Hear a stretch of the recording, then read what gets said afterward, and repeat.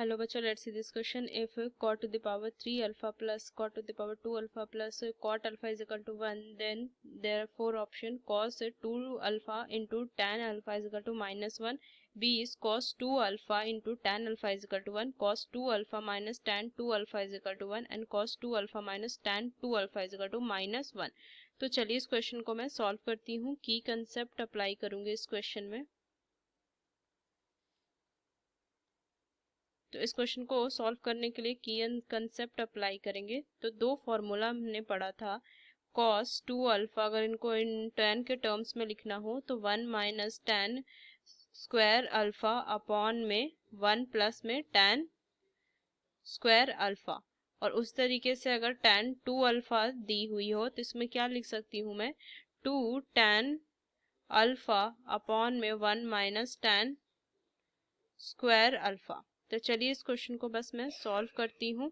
तो ये जो दिया हुआ है ना, cot to the power 3 alpha plus में cot to the power 2 alpha plus में cot alpha is equal to 1.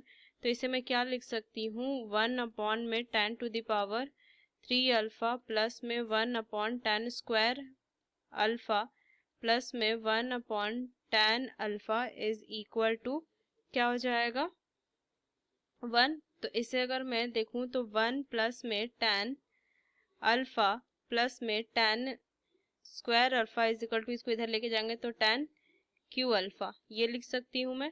आगे क्वेश्चन को सॉल्व करें, 1 प्लस में tan square alpha is equal to tan, इधर मैं कॉमन ले लूंगी tan अल्फा तो क्या हो जाएगा tan स्क्वायर अल्फा और इधर माइनस 1. तो बस इसको मैं क्या लिख सकती हूँ, 1 is equal to tan alpha into tan square alpha minus 1 upon में क्या हो जाएगा 1 प्लस में tan स्क्वायर अल्फा.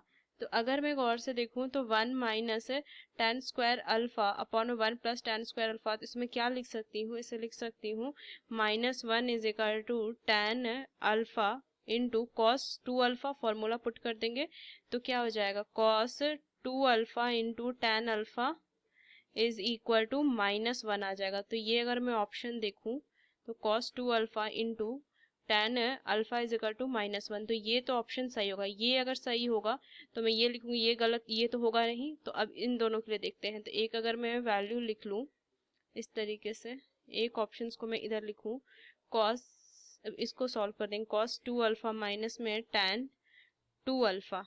तो इसको मैं लिख सकती हूँ माइनस 1 अपॉन में tan अल्फा, यहाँ से इक्वेट करके मैं लिखी, और माइनस में 2 tan फॉर्मूला में लिखूंगी मैं, tan 2 अल्फा का formula 1 minus tan square alpha. बस सॉल्व करेंगे तो माइनस इधर कितना हो जाएगा tan अल्फा 1 माइनस में tan स्क्वायर अल्फा, ऊपर में 1 माइनस में tan स्क्वायर अल्फा प्लस में 2 tan स्क्वायर अल्फा. ये होगा, सॉल्व करूंगी माइनस तो बाहर ही रहेगा, नीचे क्या हो जाएगा tan अल्फा 1 माइनस में tan स्क्वायर अल्फा, ऊपर लिखेंगे 1 प्लस में कितना हो जाएगा tan स्क्वायर अल्फा.